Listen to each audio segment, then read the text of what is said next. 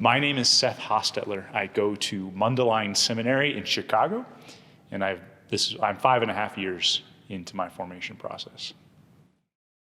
So I think discernment sometimes gets confusing to a lot of people. And I know it was for me. I kept asking the question, what does God want to do for me? Want me to do in my life? And it was like, if you would just tell me, I'd do it. Just send me a sign, write it in the sky or something, I'll do it. But that's not exactly how it works, right? So the bigger picture is that God has just created us for a purpose, and our vocation is that purpose. It's doing what we were created for.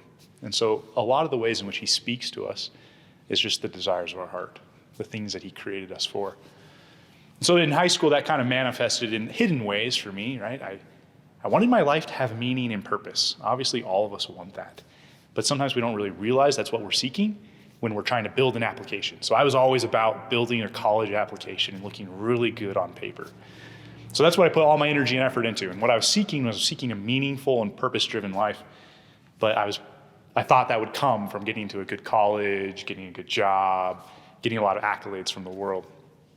Well, what I discovered is I went to United States Air Force Academy right after high school.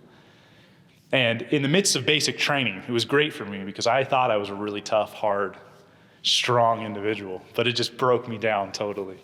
So we would just get our faces beat in figuratively all day. You get sweaty and dirty. And it just kind of broke me down, and we were able to go to Mass twice a week, Friday and Sunday. So I show up at Mass, and it was the first time in my life I showed up in a church and I wasn't clean. I didn't take a shower, I didn't put on my nice clothes. And what that did for me is it allowed me to see, wait, this brokenness on the outside is reflected on the inside. There had been these cracks in my heart, there had been these holes that had never been filled. And I finally brought that into the light. And it just took a little bit, just took a heart that said, Lord, I am broken. Lord, I am not strong, not perfect. There's so much wrong with me. And just opening up a little bit was all he needed to flood in and fill all of it. It was a supernatural moment of just being full, as full as I could be at that time. You can't really describe it any more than that. You just have to experience it. But it was the satisfaction of everything I ever wanted. So I left the church and it was just like, whoa, I can get into that. It was gratifying, it was satisfying. I felt like my life had meaning and purpose. All that everything I'd ever wanted was finally there. And I found it in church, of all places. Well, so that kind of just started this seeking that sensation, that feeling, And sometimes that's how the Lord has to get us in. He has to, give us a little treat and train us to love the things that are good for us. Right? So I started praying more. Basic training ended.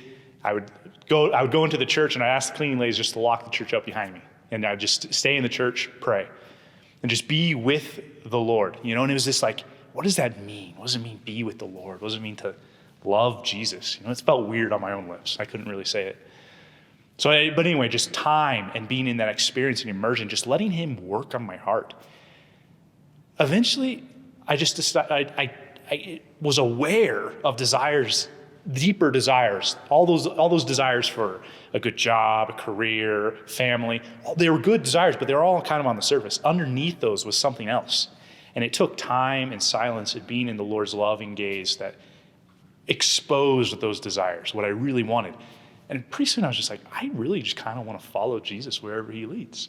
And that was the question. That was just kind of like, Lord, I do love you. Learning to say that and mean it. Know that it was reflecting the deepest parts of my heart. And so going to seminary it wasn't this big step.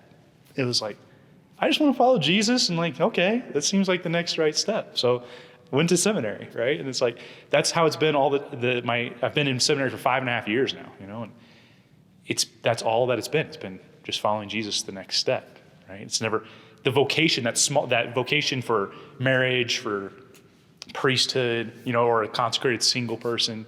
All those things are secondary. The primary thing is just learning who Jesus is and what he is for us, how he is the fulfillment of all our desire. So that's my vocation story in a broad scope of things. Just finally letting God be all that he wants to be for me. And then everything else kind of flows from that.